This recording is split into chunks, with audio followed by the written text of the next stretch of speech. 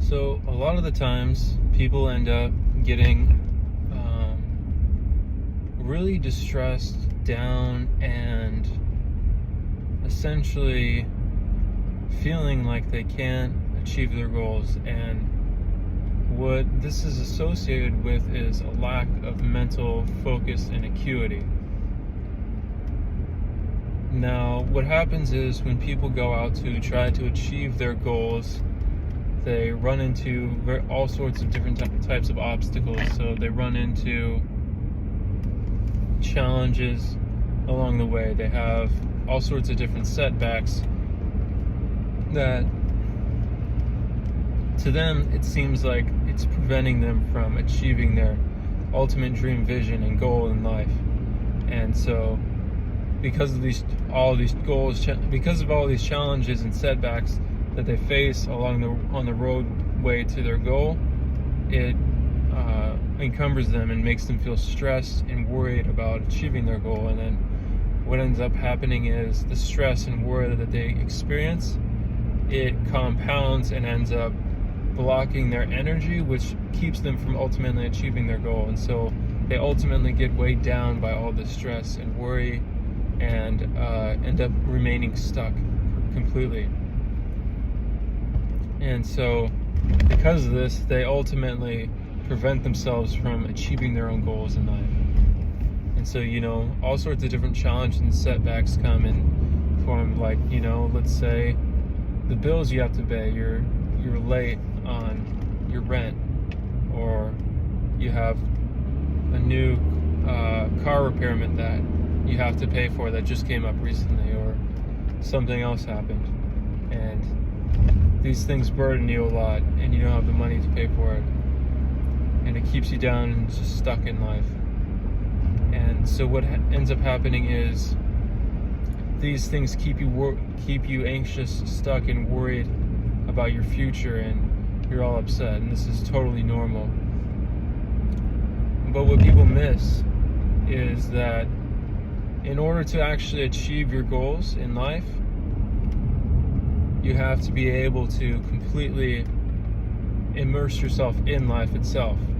Because you see, what you're doing when challenges and setbacks come up, which they inevitably will, is that because of these challenges and setbacks, you end up resisting them. And because you resist them, they end up holding you back even more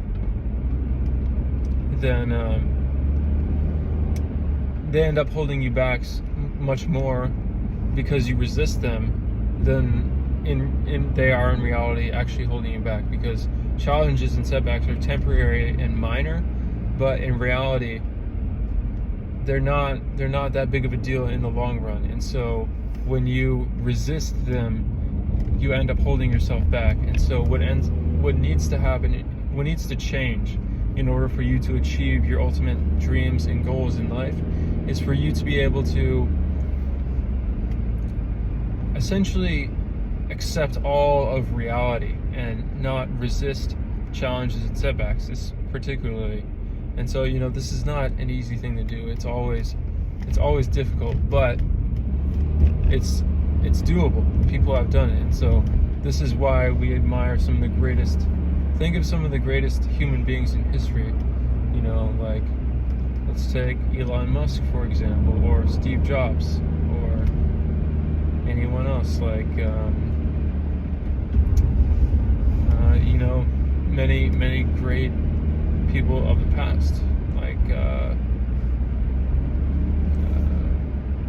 Benjamin Franklin, for example.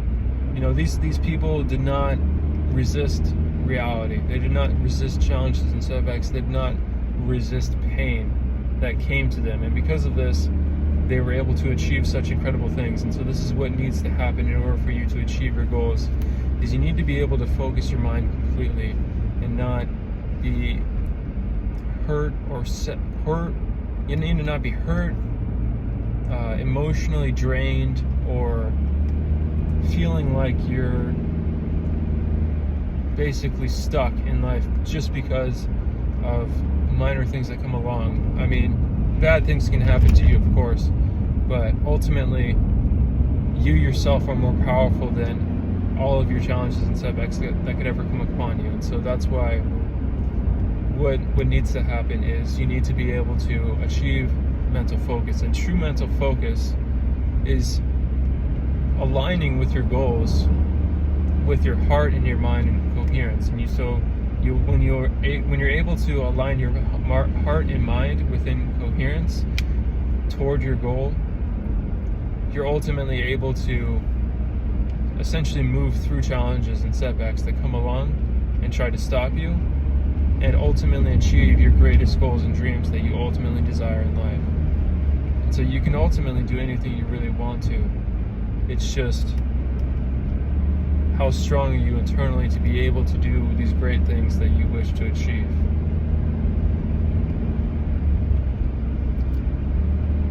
And so, essentially what I believe that it takes to acquire true mental strength is you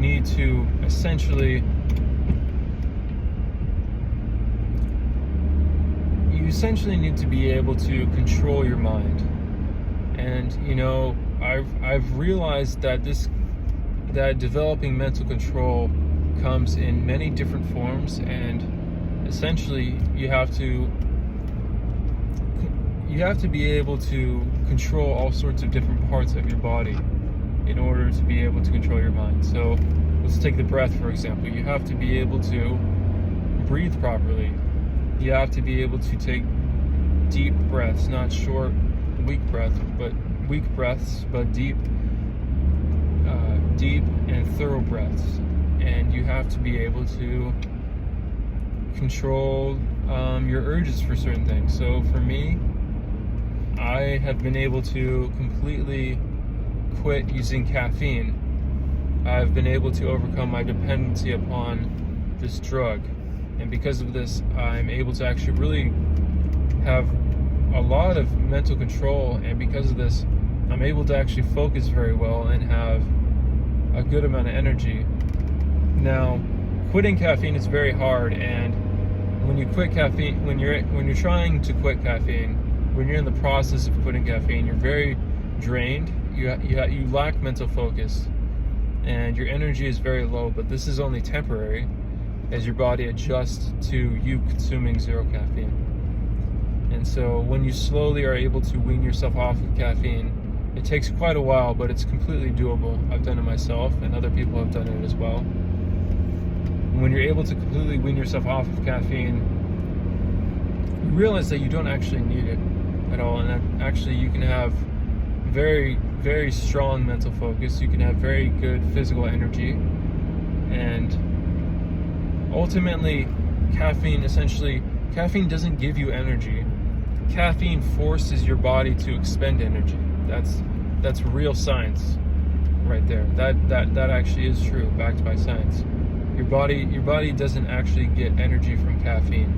Your body is forced to expend energy because you've taken caffeine. That's actually how it is. And so it doesn't really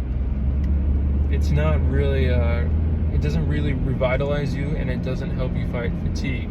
It actually kind of does the opposite. It kind of postpones fatigue and postpones sleepiness, but actually in the end it ends up causing more fatigue, because it gives you a high and then you crash later on because of it. So I've been able to, I'm almost completely done weaning myself off of caffeine. I only have a little bit every day, but I'm almost at the point where I can go completely without caffeine. I mean, I go certain days of the week zero caffeine on a regular basis now, which, in the past I wasn't able to do that. And so now I've been able to wean myself off of caffeine, and this has given me a lot of mental focus, which goes back to the point I was making earlier. So you need to be able to control all different types of bodily urges to be able to acquire mental focus. And this also comes in other stimulants as well, besides caffeine. It's not just caffeine. Other stimulants include sugary substances, and actually food in general, not just sugar, but all food. And you need to be able to you need to be able to allow your body to essentially starve for periods of time. And this is actually good for you. You know, you actually realize that when you do this on a regular basis, you can actually gain a strong amount of mental clarity and mental peace when you're able to essentially fast from foods, and you're able to essentially deprive yourself for a certain period of time from sugar, but also food in general. And so all these different things, and especially one thing as well, is I've been able to overcome using pornography. And this has also really helped me a lot in so many different ways. That was something that really drained me for most of my early adulthood, and so because of overcoming that as well has been able to contribute to me essentially achieving higher amounts of focus and well-being in my life. And so essentially what it comes down to, achieving mental focus is what allows you to achieve your goals in life. And when you lack focus, and when you're constantly worried and anxious and fearful, you attract negative things into your life. But when you have focus and you have a clear goal, and all of your steps are in accordance with that goal, and setbacks don't drain, and you don't allow setbacks to drain your energy, then what ends up happening is you ultimately are able to achieve your dreams in life. And essentially, mental focus is synonymous with well-being, because true well-being can't be found without a body that has health and harmony. So, you know, if your body's unhealthy, you're eating all sorts of junk food, you're consuming lots of caffeine, you're watching porn, you're playing video games, you're lacking sleep, you're lacking proper sleep and a proper sleep schedule, you're not getting any exercise, your body is not going to be able to function properly. And because of that, you lack mental focus. And because of that as well, you also lack well-being and inner peace. And because of this is what keeps everyone in society from ultimately achieving their dreams and goals, because they're not able to acquire mental peace.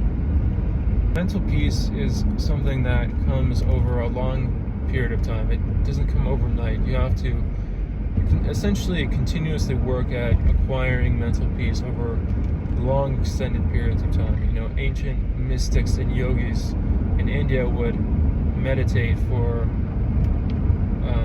their entire lives to be able to acquire inner peace. And this is what Buddhist monks do nowadays in Tibet and all over Asia, is they essentially spend their whole lives working to acquire inner peace and attain liberation. And maybe that, to some people, that seems self-centered, but it's actually quite the opposite. It's actually quite selfless, because you renounce all self-centered desire to be able to acquire inner peace and harmony. And some of the Buddhist monks are actually some of the most world-changing people because of their inner peace. Their inner peace is not something selfish. It's completely selfless, actually. And so back to my point of what I was saying about achieving your ultimate goals and desires is you have to be able to have harmony within yourself. You have to have resonance between the heart and mind and soul all together. And this is the point of spirituality. This is how spirituality comes into achieving your goals. It's not about hard work, extremely hard work and dedication. Although those are two important facets of achieving your goals, they're not the only things that matter. There's ultimately a higher purpose in life than just material gain and simple, hard work. That life is not just that. Life is so much more than just work and materialism. Life is ultimately all about connecting yourself with your highest purpose and living in complete accordance with that. And so that's how mental peace is attained ultimately. And so it ultimately ties in with itself. Mental peace ties in with achieving your life's mission and purpose, and achieving your life's mission and purpose ultimately ties in with mental peace and well-being. And so going back to what I had started off the video saying with about achieving your goals and dreams, is that you ultimately can't just desire material things, because they're not going to fill you up. They're not going to make you fully happy. You'll actually expend a lot of energy just trying to attain a material thing, just to end up dissatisfied and still wanting more. And so it's an endless cycle, and this is why millionaires and billionaires end up committing suicide, is because they end up attaining everything and then they realize that they're still empty, and so they kill themselves. And this is a reality. And so that's why having a life's mission and purpose is actually absolutely vital to living a happy and fulfilling life, and actually overcoming all of your problems. Because essentially what you do is you get caught up in a loop of creating all sorts of problems for yourself because you have all sorts of different bad habits that you cater to. And because you cater to all these bad habits, they end up holding you down and keeping you from achieving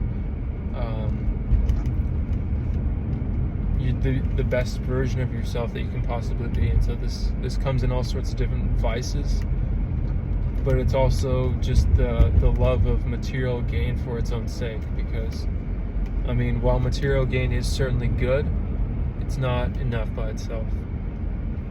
It's not nearly enough, actually.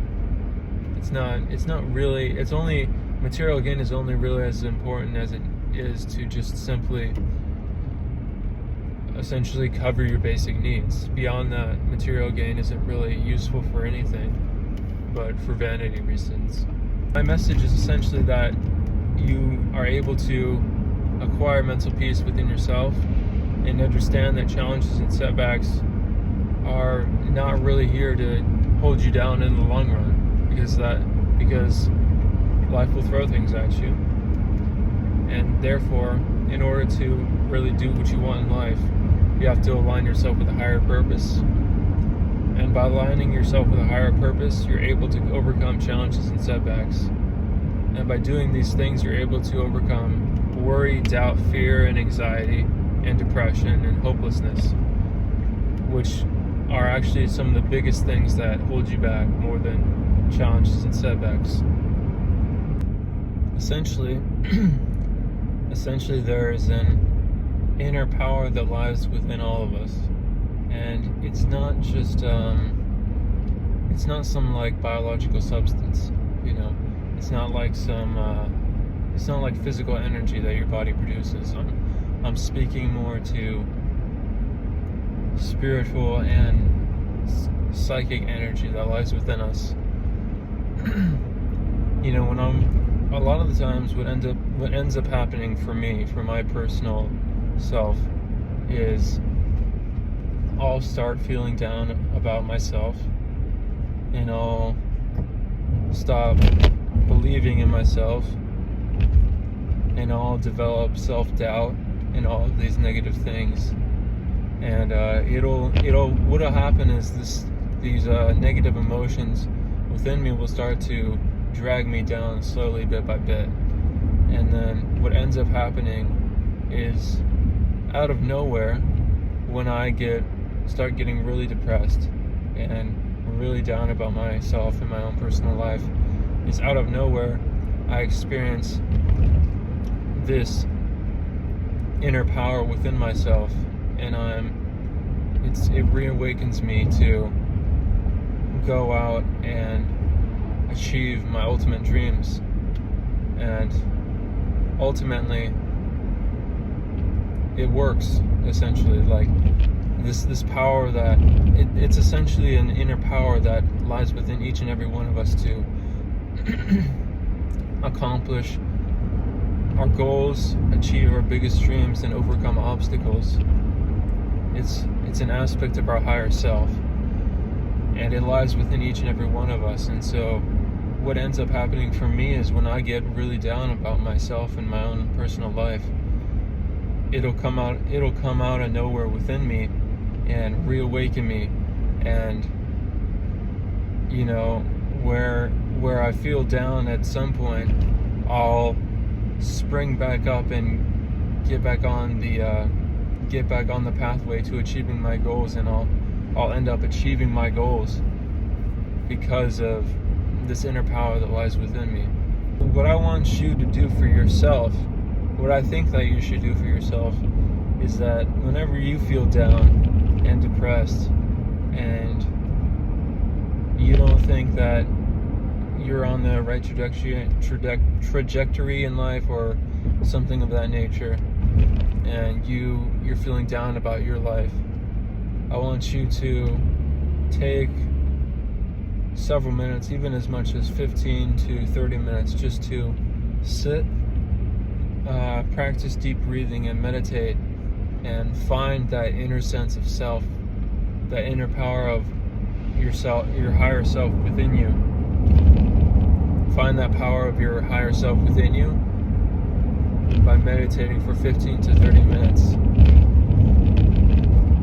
And through that, you can reawaken your own internal energy to get back up and re-achieve your own goals, dreams, and aspirations instead of being stuck in negativity.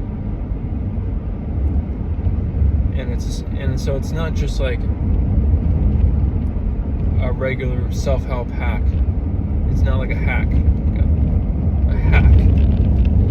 It's not a hack. It's essentially a spiritual action that you're doing. You're reconnecting with your own higher self to achieve what you're meant to achieve, because you and your higher self are ultimately one, but you're not in full alignment with your higher self because you're not fully awakened yet. You're not a completely enlightened spiritual being, and so that for that reason, you're not awakened to your highest nature, and you're not living in alignment with your highest nature. And so your higher self is always there. You just essentially have to align with it properly. And so that takes diligence and hard work.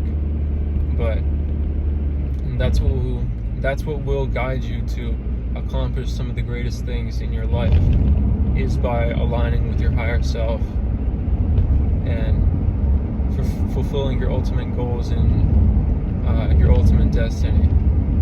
And so on that same note, I think this is really a challenge for both men and women alike. But let's say you're dealing with a breakup, for example. Dealing with a breakup is one of the hardest things for both men and women alike, because it's such a emotionally challenging thing to deal with. It's such an emotional burden. And ultimately, the thing is you should be so aligned with your highest self that you shouldn't be attached to your partner. I mean, it's definitely sad, but ultimately, the more you're able to align with your highest self, the more things like a breakup with another individual, with another significant other, won't bother you, won't hold you down in life, if you're most aligned with your highest self.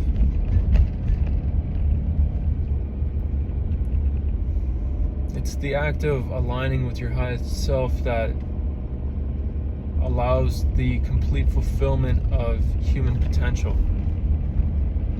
that isn't restrained by attachments to other people. And this is essentially the way of monastics. Think of Buddhist monks or Hindu monks.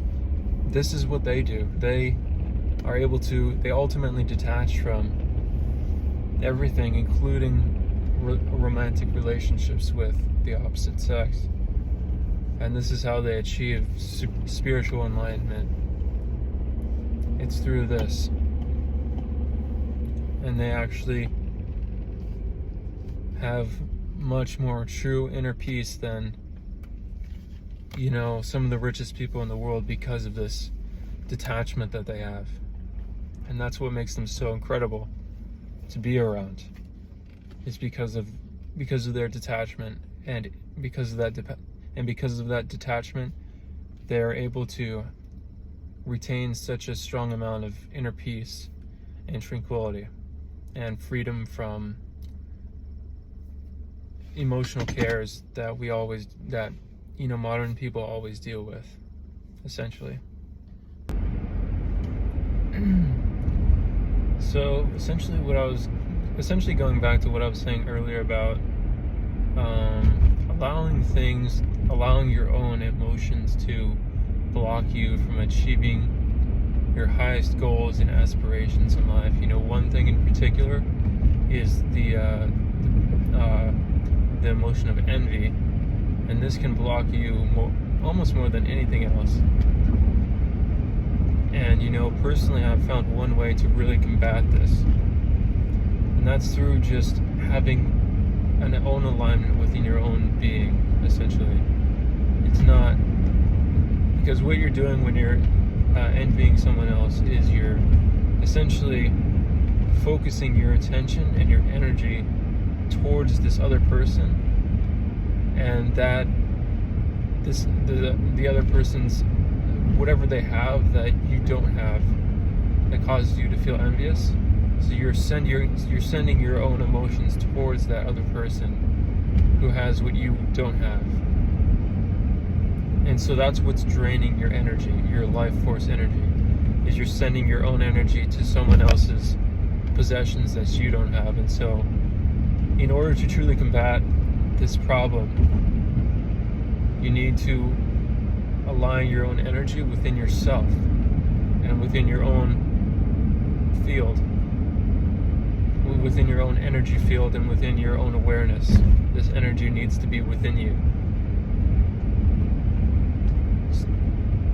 So that's essentially how you deal with this problem. And that's through having a life's mission and purpose, which goes back to what I was saying earlier.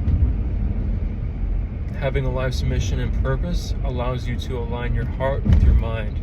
And by aligning your heart with your mind, you're able to take your mind away from external objects and things that other people have that you don't, that make you feel envious. By having a life purpose, you're able to live in a way that is complementary to your highest self and to your highest potential. And you're able to essentially transmute negative energy into pure awareness and fulfillment of your own destiny. And that's essentially how you attain some of the greatest possible things in life. If you really want to attain something great, attaining something great is only possible by becoming something great. You can't attain something great without becoming something great. And so you yourself have to become the greatness that you want to achieve, essentially. And you have to be free from egotistical attachments to material reality. So now let's talk a little bit more about Ayurvedic medicine. So the word Ayurveda stands for science of life. So Ayur means life and Veda means science. So Ayurveda is the science of life. Now Ayurveda is not just the science of medicine or the science of the human body. Ayurveda is the science of life itself. So that meaning essentially encompasses its connection to the higher power, essentially its connection to God. Its connection to source consciousness. And so it's been taught that Ayurvedic medicine was originally a channeled form of natural medicine. And so this essentially means that the ancient rishis and mystics of India would contemplate for their entire lives, and they would come upon these revelations of human life that are beyond our grasp of intellect, essentially, are beyond our intellectual grasp. We can't really comprehend their magnitude of spiritual revelation which they experienced, but we can read about it and learn from them. And so essentially what it means to become an Ayurvedic practitioner, which I am, is that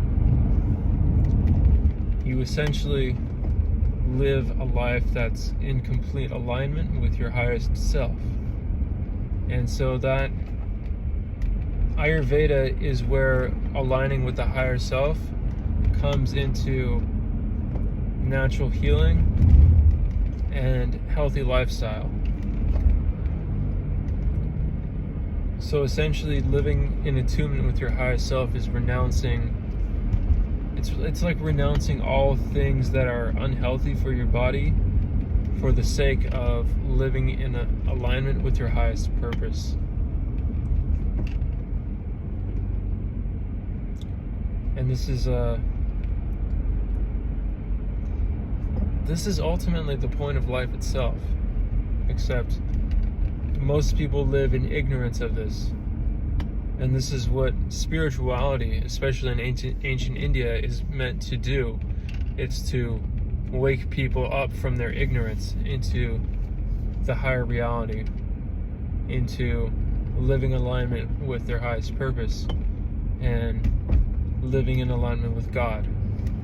That's essentially the point of all Eastern spirituality. So Ayurveda is the science of living in alignment with your highest purpose as it pertains to physical health and natural medicine. And so an Ayurvedic doctor is someone who quite literally worships God. The Hindu deity of Ayurvedic medicine is Lord Dhanvantari. And so he is essentially the one who, according to the ancient texts, had revealed the knowledge to the ancient rishis and mystics themselves.